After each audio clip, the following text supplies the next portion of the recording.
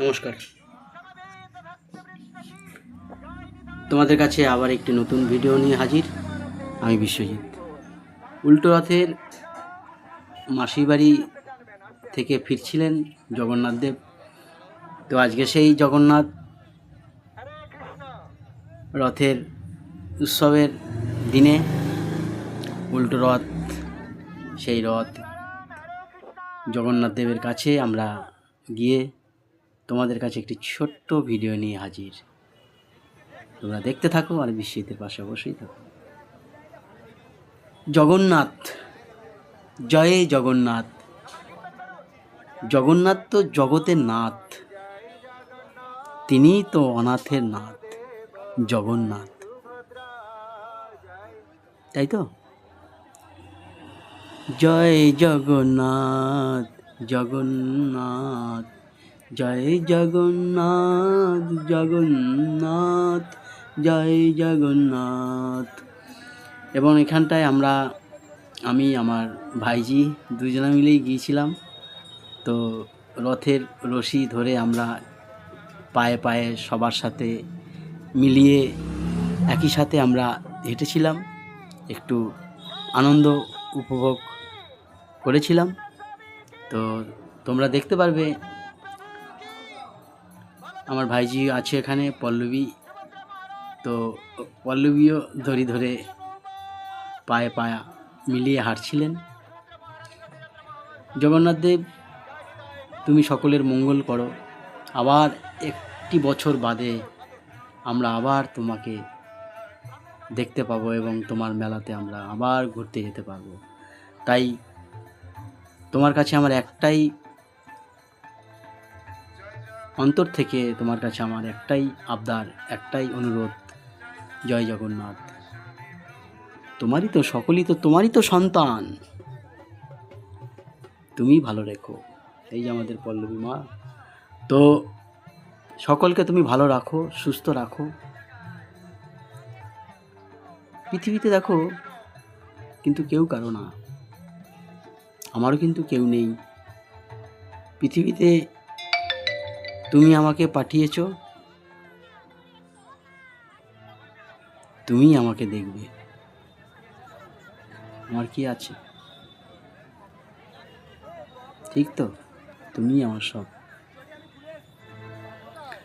দেখো, আমাদের মানব জনম আমরা যে পেয়েছি, এটা কিন্তু খুব দুর্লভ জনম।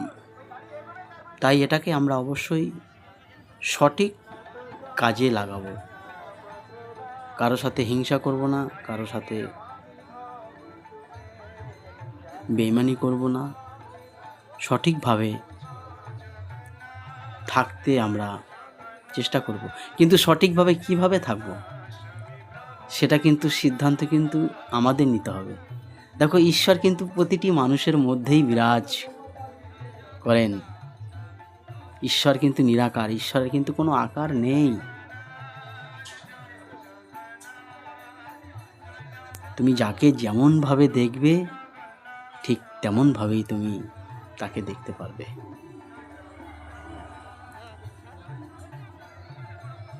জয় জগন্নাথ। এরকমই একজন জমিদার ছিলেন। তিনি কিন্তু কোনো ভিখারি, কোনো সন্ন্যাসী, কোনো গেরুয়া বসন পরা কোনো সাধু সন্ন্যাসীদের উনি দেখতে পারতেন না, এবং তাদের এক মুঠো খাবারও কিন্তু দিতেন না, কোনো রকম ভিক্ষেও দিতেন না, কিছু দিতেন না। উনি বাড়িতে কিচ্ছু দিতেন না, কোনো হরির নাম, কোনো কৃষ্ণর নাম কিচ্ছু করতো না। উনি ছিল নাস্তিক। তো সেইটাই দেখো, ঈশ্বরের কাজ ঈশ্বর করেন। কিন্তু ওনার ছেলের বৌমা নিয়ে এসেছিলেন বাড়িতে। সেই বৌমা ছিল একজন হরিভক্ত, কৃষ্ণ ভক্ত।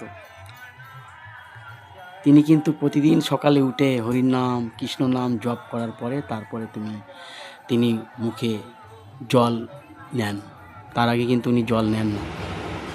তো সেই ঠিক তদ্রূপ উনি একদিন সকালে ঘুম থেকে উঠে ওই বৌমা হরির নাম করছিলেন, তখন ওই জমিদার উঠে বলছে, এ বাবা, কে করছে এই হরির নাম দেখি তো।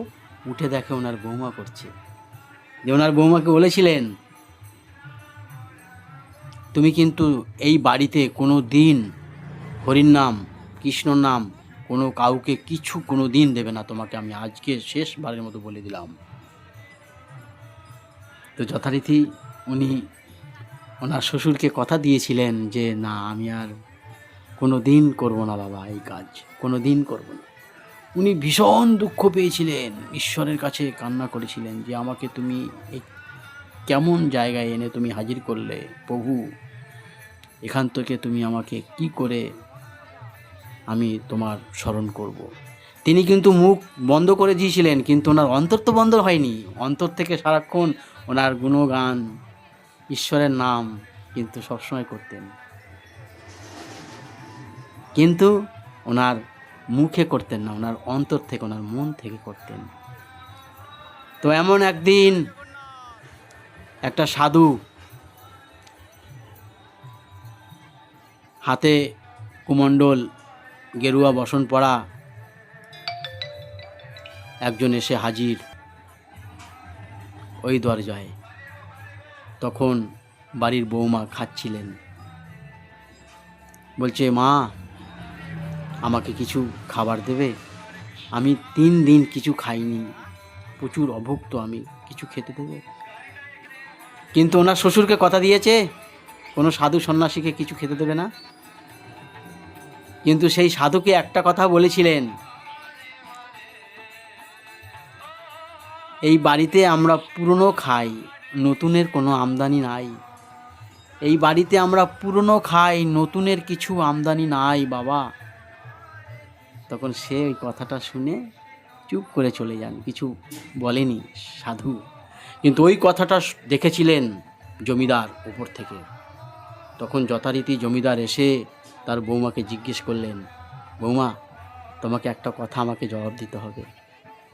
তুমি ওই সাধুটাকে কি বললে, না করলে না, কিছু বললে না, উনি খেতে চাইলেও না, কিন্তু উনি মাথা হেট করে উনি চুপ করে বেরিয়ে গেলেন কেন? তুমি আমাকে এই কথা তোমাকে বলতেই হবে।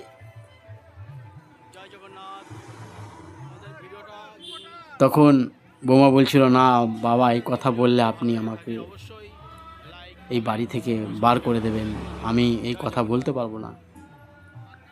তো এগুলো আরও কিছু কথা আছে, তোমাদের অবশ্যই জানাবো। তোমাদের ভিডিওটা কেমন লেগেছে অবশ্যই